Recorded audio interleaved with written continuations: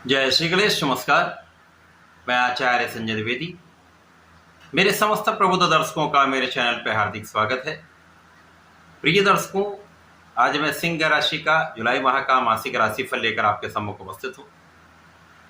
जुलाई माह में जो ग्रहों की स्थितियां बन रही तथा जो ग्रहों के परिवर्तन होंगे वो इस माह में आपको कितना लाभ देने जा रहे हैं, किन किन भावों में प्रबलता आएगी, समय का आप कितना उपयोग करके लाभ ले पाएंगे अथवा कहीं पर कोई अवरोध या समस्या तो उसका क्या निराकरण, संपूर्ण विश्लेषण मैं पूर्ण तर्क के साथ करने जा रहा हूं। प्रिय दर्शकों, इस राशिफल को आप अपने लग्न तथा राशि दोनों के अनुसार देख सकते हैं। सिंह राशि के लिए यदि हम अवलोकन करें तो लग्न में ही मंगल और केतु का युति प्रभाव चल रहा होगा। आपके सप्तम भाव में राहु होंगे, अष्टम भाव में शनिदेव का गोचर चल रहा है जहां पर ढैया का प्रभाव चल रहा है। आपके दसम भाव में शुक्राचार्य गोचर कर रहे हैं तथा आपके एकादश भाव में गुरुदेव के साथ सूर्यदेव का गोचर चल रहा है। द्वादश भाव में बुध का गोचर आरंभ हो चुका है। इस माह में 13 जुलाई को शनिदेव वक्री हो जाएंगे, जिसके कारण सिंह राशि से ढैया का प्रभाव समाप्त होगा, तो कुछ अच्छे परिणामों की प्राप्ति आपको होने वाली है। इसी प्रकार से 16 जुलाई को सूर्यदेव राशि परिवर्तन करके द्वादश भाव में जाएंगे, यहाँ पर सूर्य और बुध का युति प्रभाव आरंभ होगा। 18 जुलाई को बुध कर्क राशि में वक्री अवस्था में आ जाए, यहाँ पर पूरा माह ये वक्री अवस्था में रहने वाले हैं।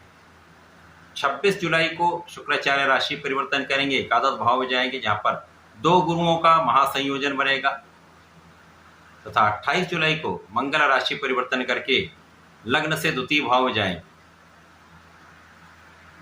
माह के प्रारंभ से ही मंगल और केतु का युति प्रभाव आपके लग्न में है, राहु का दृष्टि प्रभाव मंगल पर भी है, लग्न पर भी है, जिसके कारण कुछ समस्याएं तो यहाँ पर हो सकती हैं। यहाँ पर आपको क्रोध आ सकता है, बिना कारण के विवाद से तथा बिना कारण का क्रोध करने से आपको बचना चाहिए।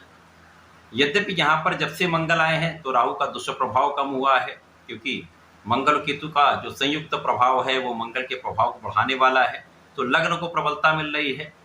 सिंह राशि सूर्यदेव की राशि है, यहाँ पर एक नेतृत्व की क्षमता विशेष रूप से यहाँ पर प्राप्त होती है। सुदृढ़ राशि है, बलवान राशि है। अब यहाँ पर जब मंगल का प्रभाव मित्रवत होकर प्राप्त होता तो लग्न को प्रबलता मिलती है, आप ऊर्जा का सही उपयोग कर पाते हैं। राहु के दुष्प्रभाव को भी यहाँ पर कंट्रोल मंगल ने किया हुआ है, जिसके कारण मन का डिविएशन यहाँ पर कम हुआ, बिना कारण का तनाव आपका कम हुआ, बिना कारण के विवादों से आप बचे। लेकिन यहाँ पर क्रोध पर नियंत्रण अत्यंत आवश्यक है। मंगल का प्रभाव यहाँ पर आपके सुखों में वृद्धि भी करने वाला है तथा आपकी संपूर्ण सुरक्षा भी करने वाला है। इस पूरे माह में आपकी ज्ञान की स्थिति बहुत अच्छी रहने वाली है। शिक्षा ज्ञान के क्षेत्र में आपको सफलता की प्राप्ति होगी। जो जातक प्रतियोगिता परीक्षा की तैयारी करें उनको अच्छा परिणाम प्राप्त हो सकता है। संतान बहुत अच्छी रहेगी, संतान सुख भी प्राप्त होगा। इस समय में सिंह राशि के लिए पुत्र संतान प्राप्ति का भी योग बनता है। इसी प्रकार से जो जातक अविवाहित हैं उनके लिए इस माह में विवाह का संपूर्ण योग प्राप्त हो रहा है। जीवन साथी के साथ सामंजस्य इस माह में अच्छा रहेगा। जो लोग साझेदारी में कार्य करते हैं, व्यापार करते हैं, किसी प्रोफेशन में, तो अच्छे अवसरों की प्राप्ति यहाँ पर होने वाली। जो जातक सरकारी नौकरी में है, सरकार से संबंधित किसी कार्य में है, राजनीति में है, तो पद वृद्धि के साथ साथ कार्यक्षेत्र में विस्तार का अवसर आपको प्राप्त होगा। सफलता के मार्ग बनेंगे, एक अच्छा इंक्रीमेंट आपको प्राप्त हो सकता है। इस माह में आपका सोचा हुआ कार्य सिद्ध हो सकता है। यद्यपि कार्यक्षेत्र में कुछ विषमताएं रहेंगी, कार्यक्षेत्र में कुछ उथल पुथल की स्थिति रहेगी, कार्यक्षेत्र में कुछ उतार चढ़ाव अवश्य रहेगा, क्योंकि शनिदेव का प्रभाव आपके कार्यक्षेत्र पर है और शनि की ढैया का प्रभाव चल रहा है। तो यहाँ पर आपको कोऑर्डिनेट करना, जो शनिदेव का प्रभाव है वो आपके कार्यक्षेत्र को कहीं न कहीं अनियमित करने वाला होता है। शनिदेव यद्यपि यहाँ पर विपरीत राजयोग में है, तो कुछ अच्छे परिणामों की प्राप्ति भी होगी। आपके लिए नौकरी में नए अवसर प्राप्त हो सकते हैं, परंतु बहुत सोच विचार कर आपको नौकरी में स्थान परिवर्तन करना चाहिए या पद का परिवर्तन करना चाहिए। अब जब शुक्राचार्य का प्रभाव दसम भाव में होकर बलवान स्थिति का है, स्वराशि के मालव योग के शुक्राचार्य हैं, तो निश्चित रूप से कार्य क्षेत्र में भी आपको अवसर तो अच्छे मिलेंगे, धन का एक अच्छा लाभ भी प्राप्त होगा। इसी प्रकार से जब एक अच्छे धन का लाभ आपको प्राप्त होता है तो आपके सुखों की वृद्धि होती है, भूमि भवन वाहन का आपको लाभ प्राप्त होता है। तथा इसी प्रकार से जो जातक भूमि भवन वाहन से संबंधित कार्यों में है तो एक अच्छा धन लाभ यहाँ पर आपको प्राप्त होता दिख रहा है। लोगों का सहयोग निश्चित रूप से आपको प्राप्त हो। इस समय में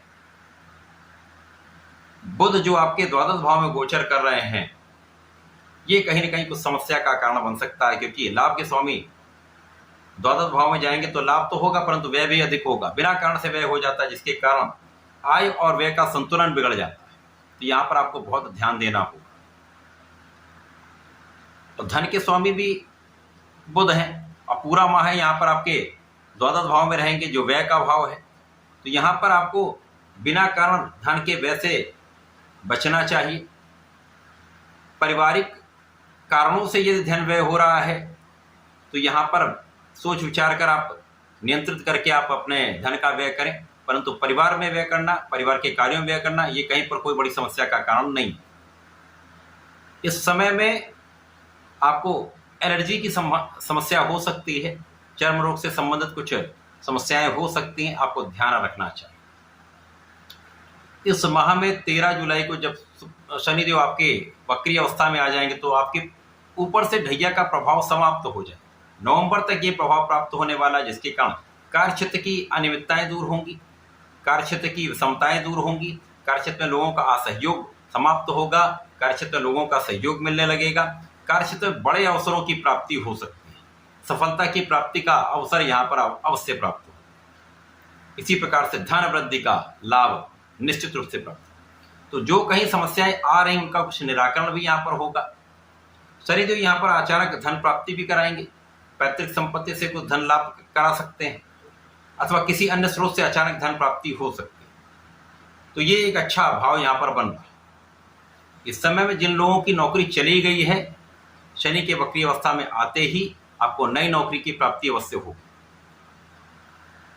कार्य क्षेत्र में यदि कहीं पर धन फंस गया है तो धन वापसी का योग बन जाएगा। तो ये एक अच्छा समय आपको प्राप्त होने वाला है।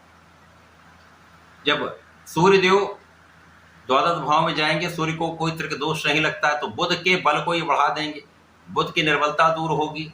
तो कुछ कहीं ना कहीं यहाँ पर आपके व्यय पर नियंत्रण होगा, अकारण व्यय आप नहीं कर पाएंगे तथा कानूनी समस्याओं से आप बचेंगे, शत्रुओं पर नियंत्रण होगा तथा कुछ मात्रा में आप अपने ऋण को चुका पाए।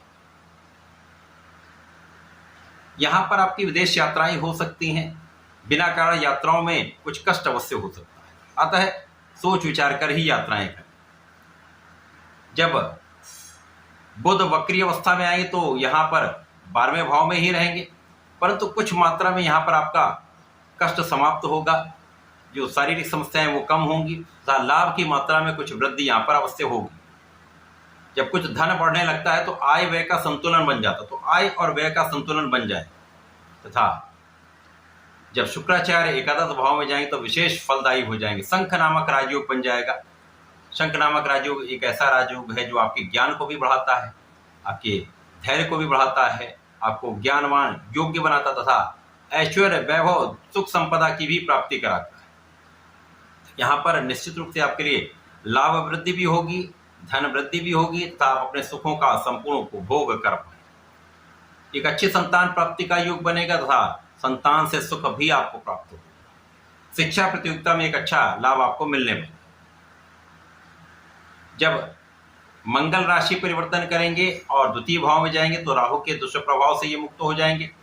द्वितीय भाव में जाएंगे तो यहाँ पर वाणी संतुलित रखनी चाहिए, क्योंकि बुध पीड़ित हैं और द्वितीय भाव में मंगल पहुंच जाएंगे तो यहाँ पर वाणी कहीं ना कहीं असंयमित होने के कारण समस्याएं बढ़ जाते हैं, कुछ विवाद हो जाते हैं, परंतु यहाँ पर कुछ विशेष लाभ आपको प्राप्त होंगे। आपकी संपूर्ण सुरक्षा भी होगी, आपके विशेष ज्ञान में वृद्धि होगी, आपके टेक्निकल ज्ञान में वृद्धि होगी तथा आपका मन पूजा पाठ में लगेगा। तो ये जो माह है वो आपके कुछ विशेष फलदायी है। ढैया समाप्त होने का आपके कष्ट भी समाप्त होंगे इस माह में।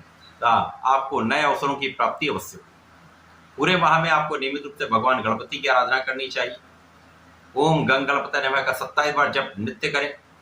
ओम हम हनुमताय नमः का 27 बार जप नित्य करें। तो ये आपके मन को भी संतुलित करेंगे, आपके कष्टों से भी आपको बचाएंगे तथा अवरोधों को दूर करके आपके सफलता के मार्ग प्रशस्त करेंगे। तो ऐसा करके इसका लाभ लें। धन्यवाद, नमस्कार।